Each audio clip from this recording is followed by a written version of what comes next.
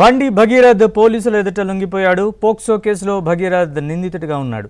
న్యాయవాదుల సమక్షంలో భగీరథ్ను బండి సంజయ్ పోలీసులకు అప్పగించారు. అయితే పోలీసులు మాత్రం బండి భగీరథ్ను అప్పా జంక్షన్ వద్ద అరెస్ట్ చేశామని చెబుతున్నారు.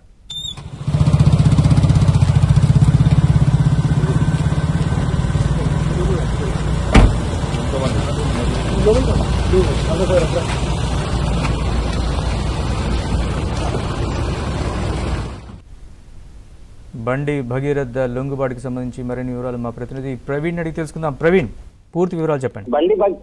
బండి భగీరథ్ మరికొద్ది సేపట్లోనే మెజిస్ట్రేట్ ముందు హాజరుపరిచేటువంటి అవకాశం ఉంటుంది. మరోవైపు ఇప్పటికే బండి భగీరథ్ అయితే మాత్రం పోలీసులకు లొంగిపోయినటువంటి పరిస్థితి కనపడుతుంది.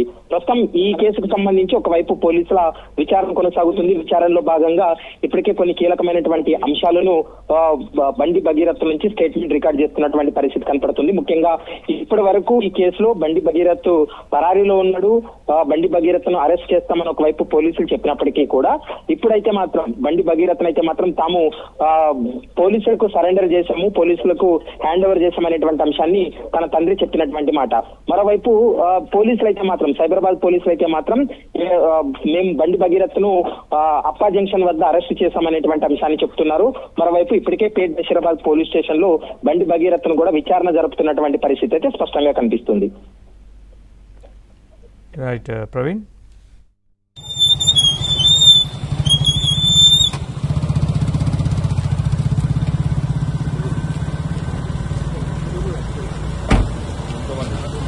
Lo